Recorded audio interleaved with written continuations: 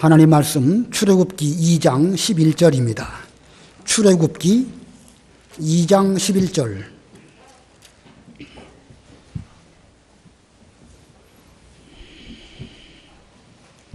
출애굽기 2장 11절.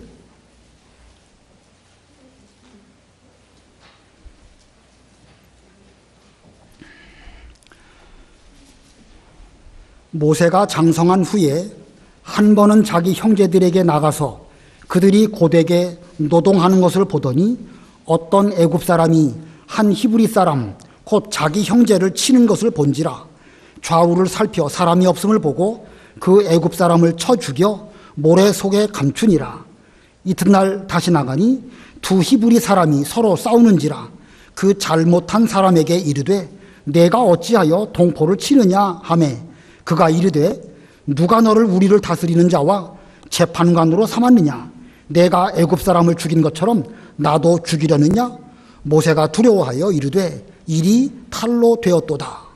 바로가 이 일을 듣고 모세를 죽이고자 하여 참는지라. 모세가 바로의 낯을 피하여 미디안 땅에 머물며 하루는 우물 곁에 앉았더라.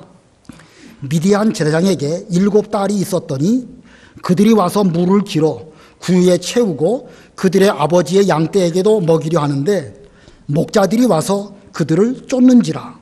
모세가 일어나 그들을 도와 그 양떼에게 먹이니라. 그들이 그들의 아버지 루엘에게 이를 때에 아버지가 이르되 너희가 오늘은 어찌하여 이같이 속히 돌아오느냐? 그들이 이르되 한 애굽 사람이 우리를 목자들의 손에서 건져내고 우리를 위하여 물을 길어 양떼에게 먹였나이다. 아버지가 딸들에게 이르되 그 사람이 어디에 있느냐? 너희가 어찌하여 그 사람을 버려두고 왔느냐? 그를 청하여 음식을 대접하라 하였더라. 모세가 그와 동거하기를 기뻐하며 그가 그의 딸 십보라를 모세에게 주었더니 그가 아들을 낳음에 모세가 그의 이름을 게르솜이라 하여 이르되 내가 타국에서 나그네가 되었음이라 하였더라. 23절. 여러 해 후에 애굽 왕은 죽었고 이스라엘 자손은 고된 노동으로 말미암아 탄식하며 부르짖으니 그 고된 노동으로 말미암아 부르짖는 소리가 하나님께 상달된지라. 하나님이 그들의 고통 소리를 들으시고 하나님이 아브라함과 이삭과 야곱에게 세운 그의 언약을 기억하사 하나님이 이스라엘 자손을 돌보셨고 하나님이 그들을 기억하셨더라. 아멘. 오늘 본문의 내용은 모세가 이 아기 때에 젖을 뗀 이후 어떻게 성장하게 되었는가를 보여주고 있습니다. 오늘 제목은 모세를 길러주신 하나님.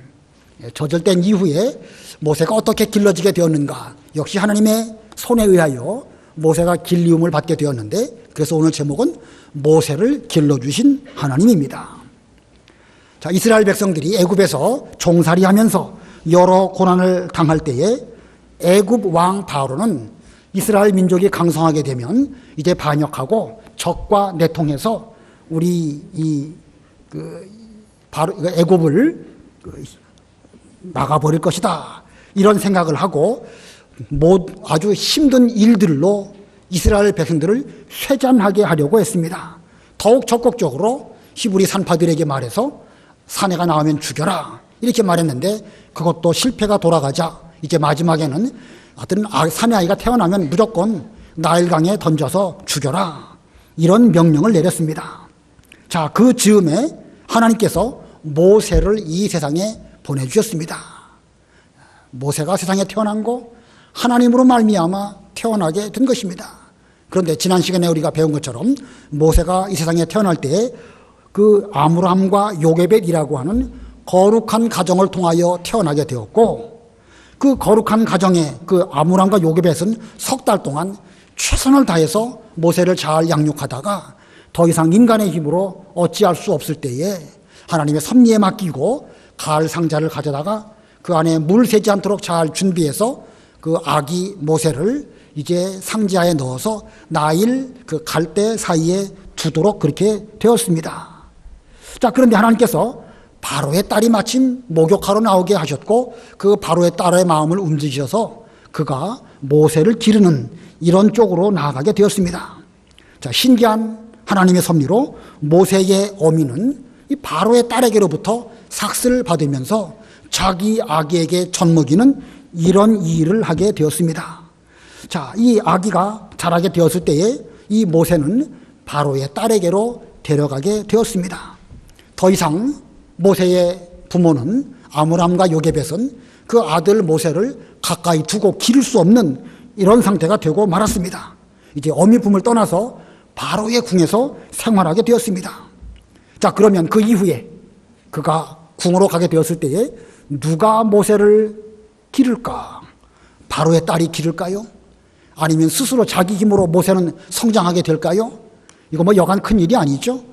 부모가 분명 있음에도 불구하고 부모가 더 이상 기를 수 없는 가운데 이제 바로의 궁으로 들어가서 자라게 되었습니다. 자, 우리는 오늘 본문을 통해 가지고 하나님께서 모세를 길러주셨는 사실을 발견하게 됩니다. 하나님의 신기한 방법으로 나일강에 빠져 죽을 수밖에 없는 그런 모세를 바로의 딸이 건지게 하시고 또 그의 성장에도 하나님께서 세세하게 역사하심으로 이 바로 모세를 길러주시는 이런 하나님을 발견하게 됩니다. 그래서 오늘 제목이 모세를 길러주신 하나님. 이 출애굽기에 인간으로서 주인공은 모세이지만 실은 모세를 세상에 출생하게 하신 분도 하나님이시고 그 어린 아기 때부터 그가 그 성장하고 그 내내 그를 길러서 쓸만한 인물이 되게 하신 분도 하나님이십니다.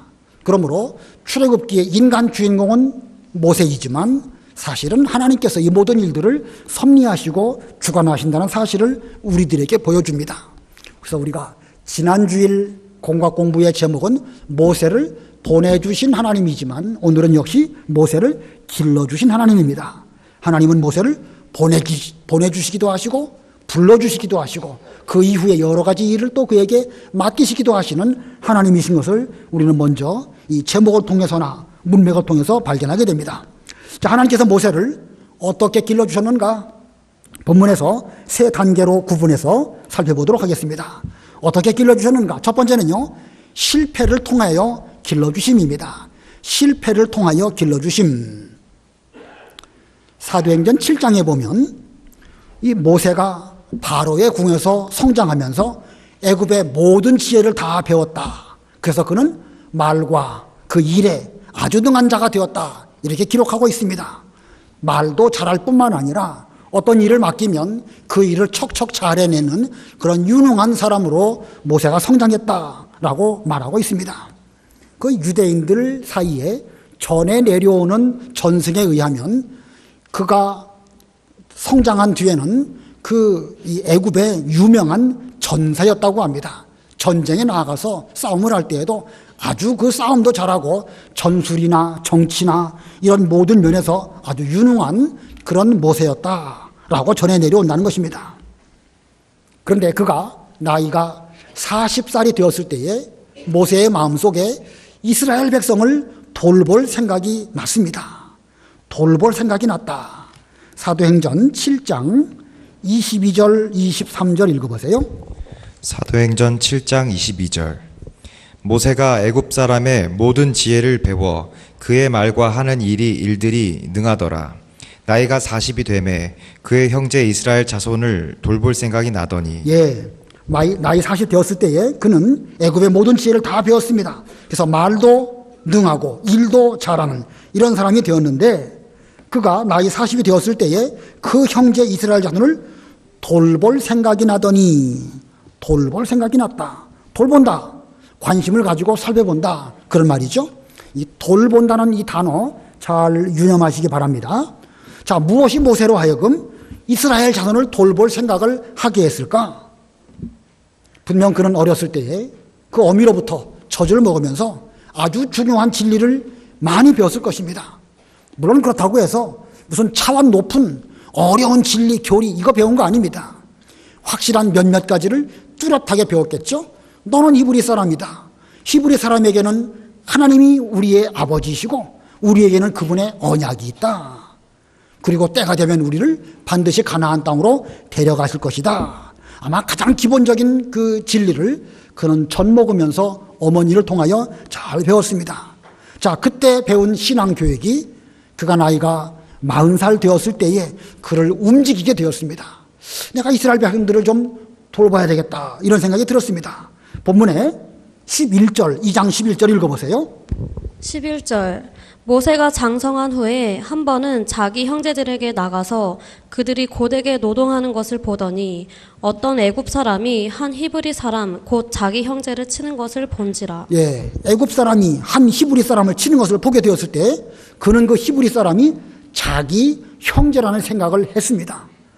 자기가 히브리 민족이라는 걸 알았기 때문에 자기 형제 히브리 사람이 그 애국 사람한테 맞는 걸 볼 때에 자기 형제라는 생각을 들게 되었죠.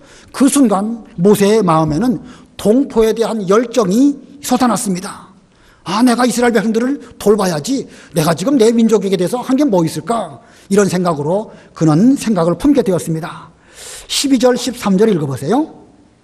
12절 좌우를 살펴 사람이 없음을 보고 그 애굽 사람을 쳐 죽여 모래 속에 감추니라. 이튿날 다시 나가니 두 히브리 사람이 서로 싸우는지라. 그 잘못한 사람에게 이르되 내가 어찌하여 동포를 치느냐 하매. 예, 지금 이 모세의 한 행동을 보면은요, 얼마나 자기 형제를 사랑하는 그 열정이 있는지를 알 수가 있습니다. 넘치는 열정으로 그 애굽 사람 쳐 죽였습니다. 좌우를 돌아보고 보는 사람 없구나 하고 해서 모세가 아주 큰 용사이니까 몇 번을 쳤는지 모르겠지만 아무튼 치니까 그 애굽 사람이 죽었습니다. 모세 입장에서 그때 마음이 어땠을까요? 속 시원했을 것 같아요. 그죠? 이 평상시에 이스라엘 민족을 위해서 내가 한 것이 없는데 애굽 사람을 죽이고 자기 동포 한 사람을 구원해내니까 나도 내 민족을 위해서 이제 비로소 이랬구나. 하나님의 백성으로서 나도 한몫했다. 아마 그런 생각으로 속 시원하지 않았을까. 그런데 이튿날 또 나가보니까 이제는 애굽 사람하고 이스라엘 사람하고 다투는 것이 아니라 히브리 민족끼리 서로 다투고 있었습니다. 모세가 보니까 잘못한 사람이 오히려 잘한 사람에게 대해서 어떻게 해를 끼치는 이런 일들을 하고 있거든요. 그래서 그가 말합니다. 내가 어찌해서 동포를 치느냐, 이렇게 말하면서 그를 간섭했습니다. 자, 이 모세가 내가 어찌해서 이렇게 내 동포를 치느냐, 이거 보면 여전히 그 모세 속에는요, 열정이 있습니다. 나도 뭔가 의를 위해서, 나도 뭔가 이스라엘 백성들을 위해서 뭔가 해야 되지 않겠느냐, 이런 열정을 가지고 있었습니다. 자, 이 모세가 지금 한 이런 여러 가지 행동들은 인간적으로 대단히 잘한 것입니다. 인간적으로 자기 민족을 위해서 이런 열정을 가지고 일하는 거, 이거 잘한 것이죠. 애굽 사람이 동포를 칠 때에 동포 히브리 사람을 위해서 일하고 같은 히브리 사람들끼리 다툴 때에는 그 일에 시시비비를 가려가지고 옳은 사람에게 대해서는 옳다고 말해주고 잘못한 사람에게 대해서는 이건 맞지 않습니다 라고 말한 것은 그만큼 모세 속에 열정과 열심이 있기 때문에 그런 것입니다. 자, 이러한 열정은 하나님을 사랑하는 속에서 하나님의 백성을 사랑하는 마음이 있었기 때문에 이게 가능한 것입니다.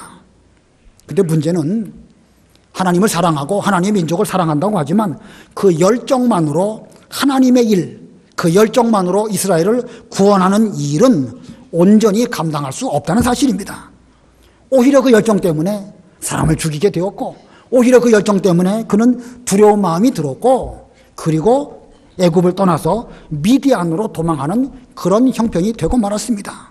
열정이 좋은 것이고 자기 동포를 사랑하는 마음이 좋은 것이지만 그것이 올바르지 못한, 올바른 그 수단을 취하지 아니할 때에는 결국은 사람을 죽이게 되는 것이고 두려운 마음이 본인에게 들어오게 되었고 애굽을 떠나서 미디안으로 갔습니다.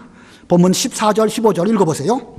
14절 그가 이르되 누가 너를 우리를 다스리는 자와 재판관으로 삼았느냐, 내가 애굽 사람을 죽이는 것처럼 나도 죽이려느냐. 모세가 두려워하여 이르되 일이 탈로 되었도다. 바로가 이 일을 듣고 모세를 죽이고자 하여 찾는지라. 모세가 바로의 낯을 피하여 미디안 땅에 머물며 하루는 우물 곁에 앉았더라. 예, 자기 동포를 치려고 했던 그 히브리 사람, 그 못된 사람이에요, 보니까. 지금 자기가 분명 잘못하면서도 그 모세에게 대해서 말 그대로 엉기잖아요. 누가 너를 우리의 재판관으로 삼았느냐? 내가 어제는 애굽 사람을 죽이더니 이제는 나를 또 죽이려고 하느냐? 세상은 이렇습니다. 진심으로 동포를 사랑하는 마음으로 모세가 이렇게 했음에도 불구하고 세상은 히브리 민족이라 할지라도 그 가운데 자기 유익을 위해서는 별의별 짓을 다 할 수 있는 그런 사람들이 있는 것입니다. 아무튼 그러나 이 사건만으로 볼 때에 모세가 올바른 방법으로 이 일을 하지 아니하였기 때문에 결국은 그는 두려운 마음이 들었고 바로의 낯을 피해서 미디안으로 도망가는 이런 상태가 되었고 그는 실패자가 되었습니다. 자, 왜 실패했는가? 분명 그에게는 좋은 열정이 있지만 자기 방법으로 했기 때문에 목적은 좋았지만 자기 힘으로 하려고 했기 때문에 이런 실패가 나타나게 된 것입니다. 자, 질문. 만일 모세에게 히브리 백성에 대한 열정이 없었다면 어떻게 되었을까? 그는 실패했을까요? 실패 안 했을까요? 열정이 없었다고 하면 실패 안 했겠죠. 뭐 히브리 민족이 고난을 당하든지 자기들끼리 싸우든지 간섭하지 않고 뭐 그랬으면 모세에게는 아무 일도 일어나지 않았고 실패할 일도 없었을 것입니다. 그런데 만약에 그가 이 즈음에 실패하지 않았다고 하면 그는 이스라엘을 인도해내는 그런 하나님의 종, 구원자 될 수 없습니다. 이스라엘의 지도자가 될 수가 없는 것입니다. 물론 그가 사람을 쳐 죽인 일, 모세 입장에서 잘한 건 아닙니다. 그러나 만일 그 같은 실패가 없었다고 하면 모세는 미디안으로 도망할 일도 없었을 것이고 미디안으로 가지 않았다고 하면 하나님의 부르심을 받기도 어려웠을 것이고 그냥 그는 바로 궁전에서 평생 평안하게 먹고 살면서 자기 길을 걸어갔겠죠. 자, 그러고 보면 모세에게 자기 백성을 사랑해서 그들을 돌보고자 했던 그런 열정은 아주 중요합니다. 다만 문제는 그런 열정이 자기 목적과 자기 수단으로 하려고 했기 때문에 그게 문제였던 것입니다. 자, 그래서 모세는 실패를 했다는 사실, 어떤 면에서 보면 그에게는 대단히 중요한 의미 있는 사건입니다. 이쯤 모세가 자기 힘으로 뭘 해보려고 했을 때 그 일이 아무 문제가 일어나지 아니하고 계속 성공했다고 하면 모세는 내내 자기 방법으로 뭔가를 해보려고 하다가 나중에는 결국은 큰 그르침을 당할 수밖에 없을 것입니다. 그가 이 즈음 젊었을 때에 나이 40이 젊은 건 아니지만 이 즈음에 그가 실패했기 때문에 그는 평생 자기 방법으로 하나님의 일을 하려고 하면 그르칠 수밖에 없다는 사실을 뼈저리게 그는 느낀 것입니다. 그런 면으로 보면 지금의 모세의 실패는 그의 평생에 아주 중요한 약이 된 것입니다. 젊은 사람들이 어떤 일을 하려고 하다가 그 실패하는 거, 실패 자체가 좋은 건 아니에요. 그러나 그 실패가 있을 때에 그는 점점 성장하게 되는 것입니다. 어린 아기가 그 걸음마 하기 위해서 얼마나 많이 쓰러집니까? 무수히 넘어지지만 그 넘어지는 실패를 딛고 마침내 걷게 되는 것이고 걷게 되고 또 그 이후에 여러 번 연습하는 가운데 달릴 수 있게 되는 것이죠.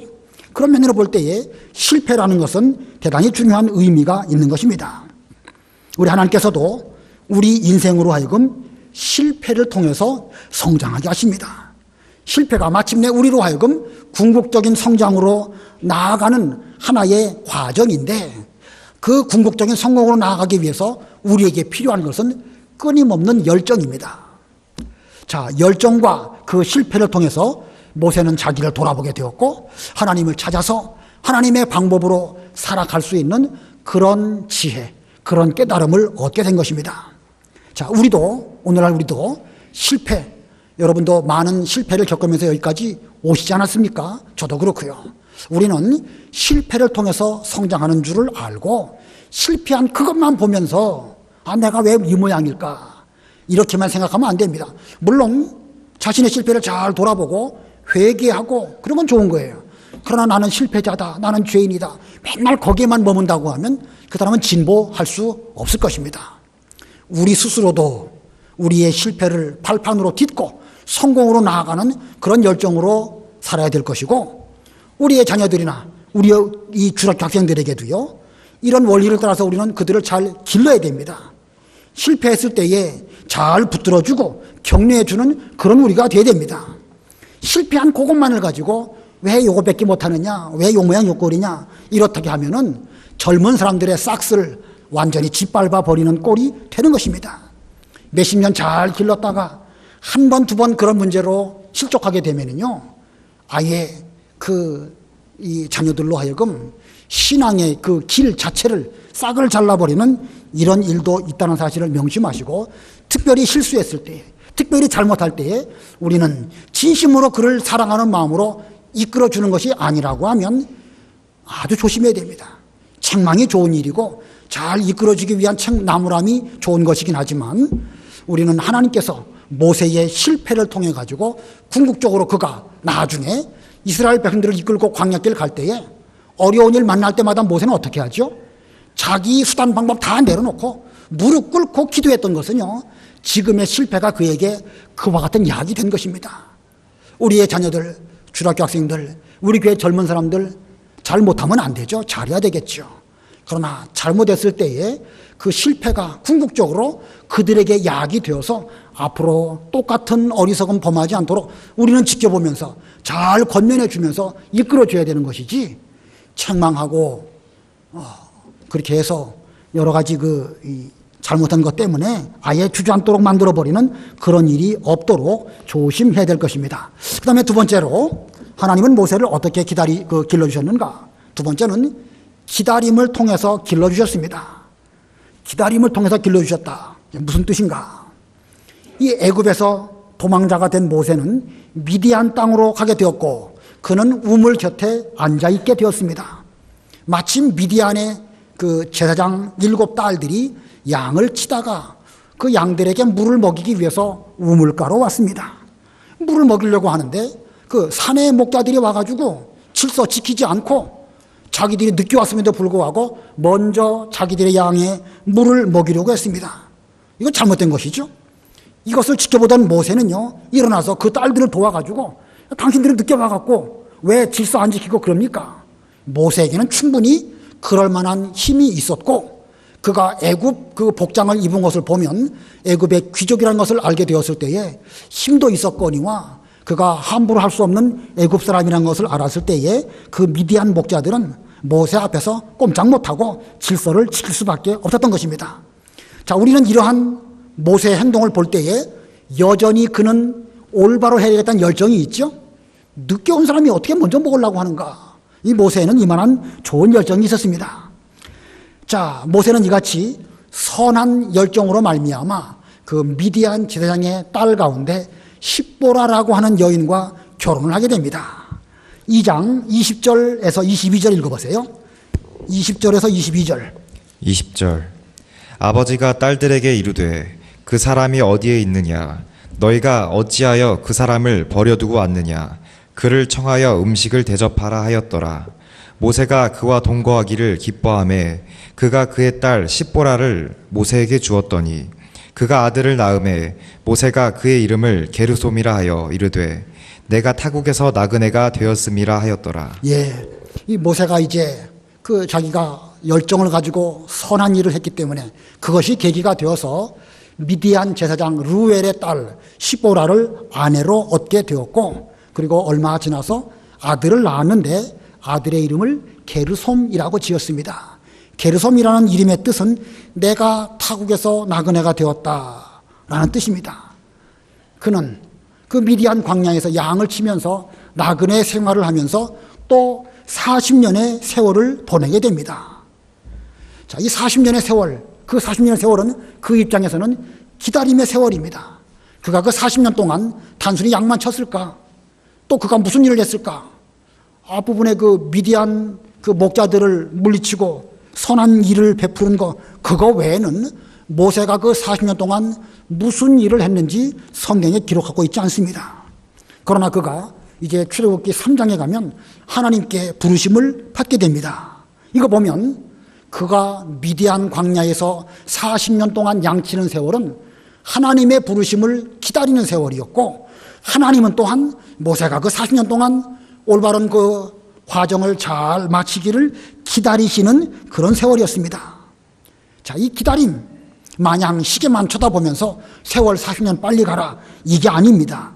하나님은 이 미디안 40년간 모세가 광야에서 배워야 할 것들을 잘 배울 수 있도록 여러 가지 훈련을 시키셨습니다.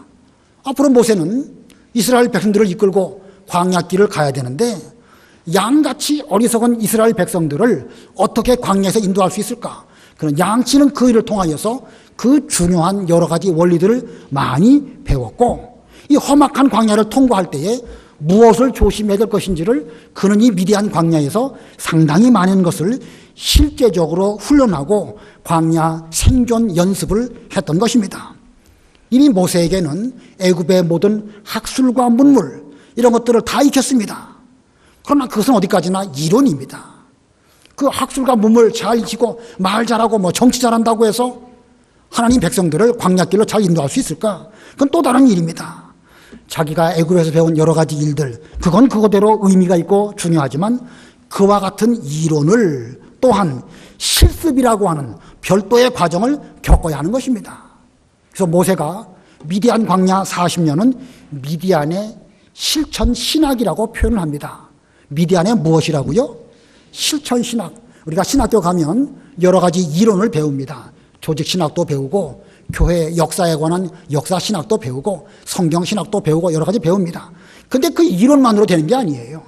실제로 실습을 통해서 목회 현장에서 전도사 과정을 겪으면서 여러 가지 일들을 해보면서 설교도 하면서 신방도 하면서 이런 과정이 필요한 것처럼 모세가 앞으로 이스라엘 백성들을 이 광야에서 잘 인도하기 위해서는 미디안 40년의 실천 신학이 반드시 그에게 필요했던 것입니다. 사도 바울도 다메섹으로 가다가 예수님을 뵙고 즉시 이방인의 사도로 부르심을 받은 것처럼 보이지만 그 이면을 잘 보면 아라비아 광야에 가가지고 3년 동안 기도하며 자신을 돌아보며 회개하며 성경을 잘 연구하는 그런 실천 신학이 있었기 때문에 그 이후에 그는 훌륭한 예수님의 사도가 된 것입니다. 자, 모세 역시 미디안 광야 40년, 성경에는 그가 뭘 했다라는 것이 구체적으로 없을지 몰라도 그는 반드시 그 과정을 겪어야 그 뒤에 하나님의 일을 할 수 있는 그런 종이 될 수가 있는 것입니다. 자, 이 모세 미디안 광야에서 실천 신학으로 뭘 했을까? 두 가지를 말씀드리면 아까 말씀드린 것처럼 첫 번째는요, 적은 일에도 적극적으로 선을 행하는 이런 일을 배웠습니다. 우물에서 양을 먹일 때에도 먼저 오면 먼저 먹는 것이고 나중에 오면 나중에 먹는 것, 그 작은 것이지요. 그러나 그 작은 것도 적극적으로 선을 행하는 이런 일들을 모세는 그 광야 생활 가운데 배웠습니다. 아무것도 아닌 것처럼 보여도 이 질서가 무너지게 되면 큰 것이 무너집니다. 질서가 무너지면은요, 큰 거 무너집니다. 그러므로 모세는 이 광야 40년 동안 작은 일에도 적극적으로 선을 행하는 이런 것을 배웠을 것이다.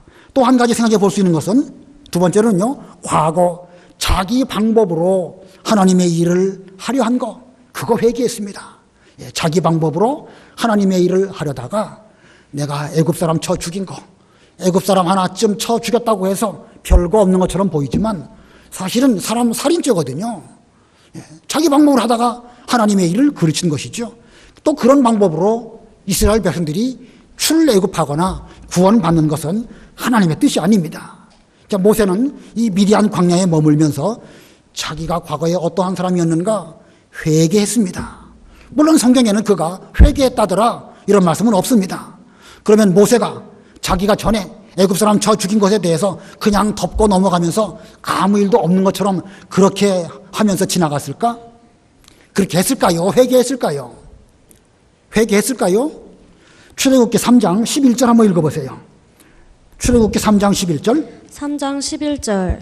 모세가 하나님께 아뢰되 내가 누구이기에 바로에게 가며 이스라엘 자손을 애굽에서 인도하여 내리이까. 모세가 한 이 말이 무슨 뜻입니까?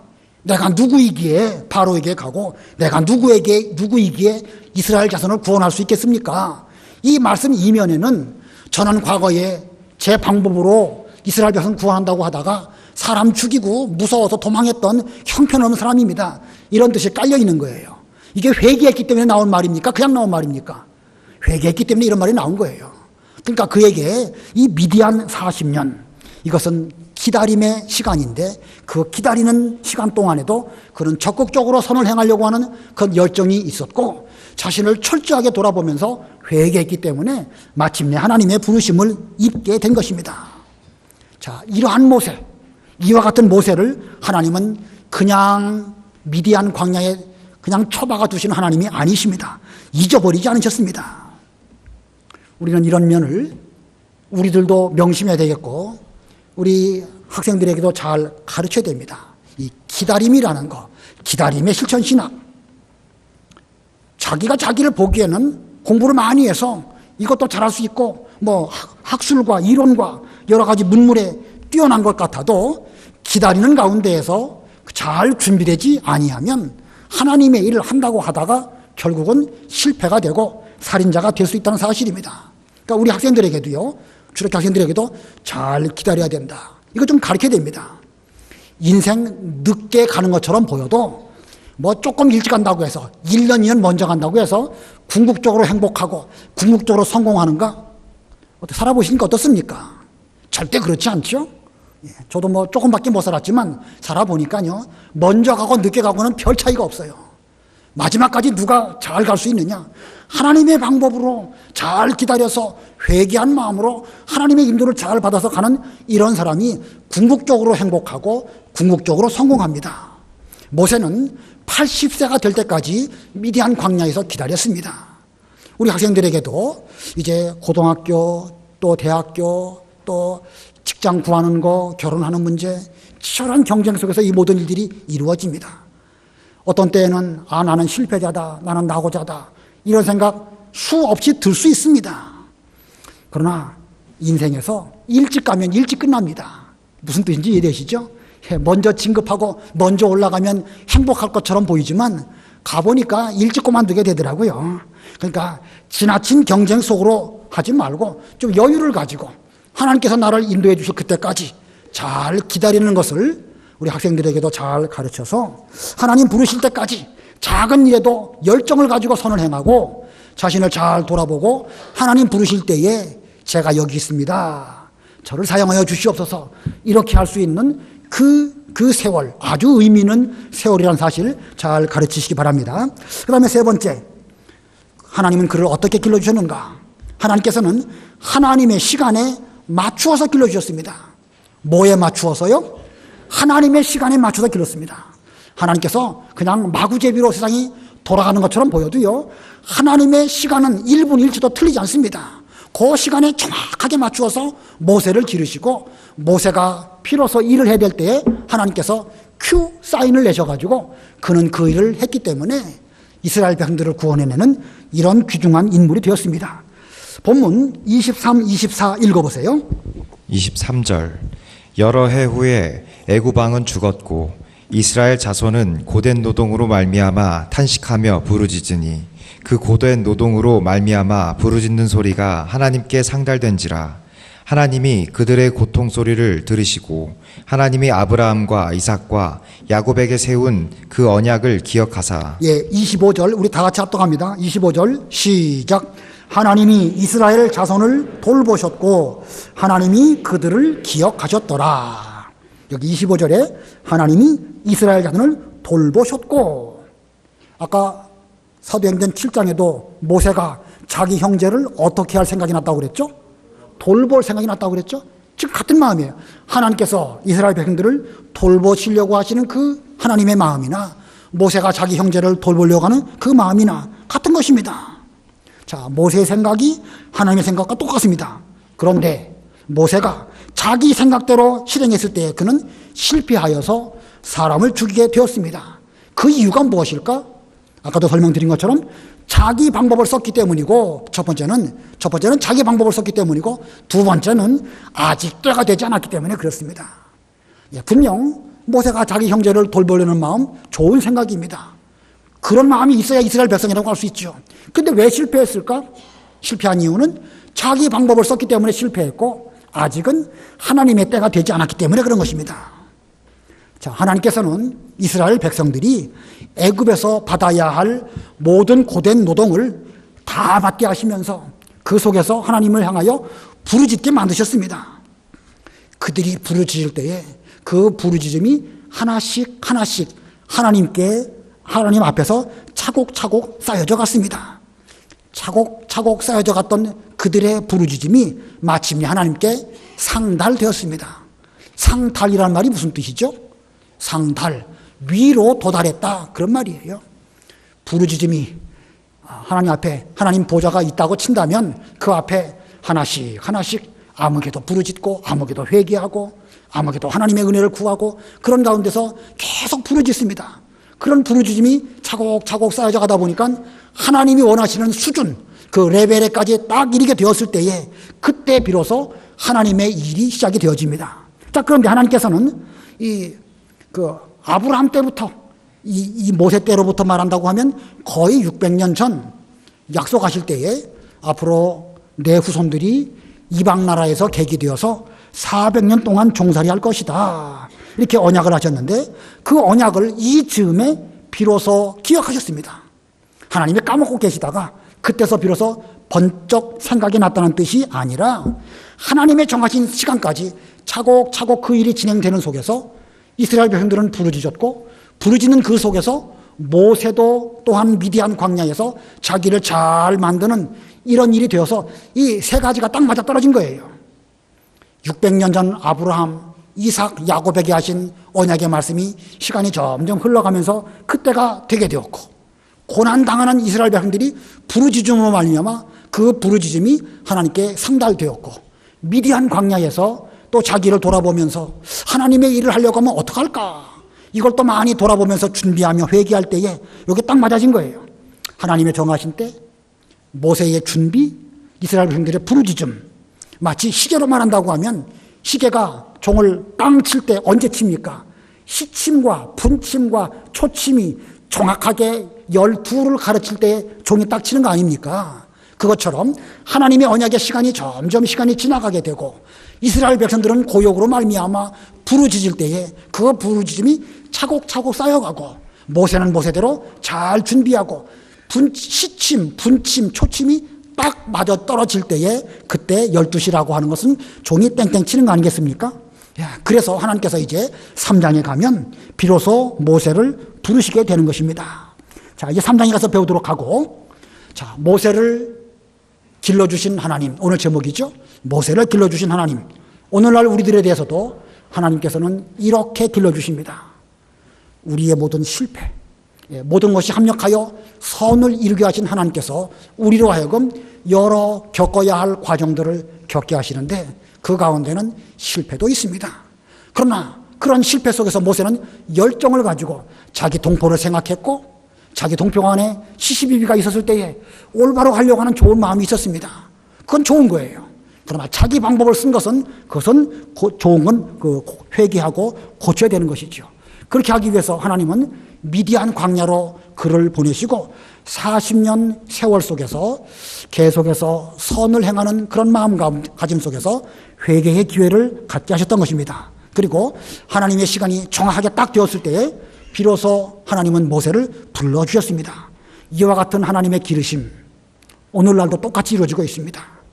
오늘날도 하나님께서는 하나님의 일을 이루어 가실 때에 이런 속에서 하나님의 뜻을 이루시는 줄을 알고 우리도 실패했다 할지라도 실패를 잘 돌아보고 회개하는 우리가 되고 뜨거운 열정을 가지고 하나님을 사랑하고 또 이 복음 진리운동 교회 사랑하는 우리가 되면서 잘 기다려야 됩니다.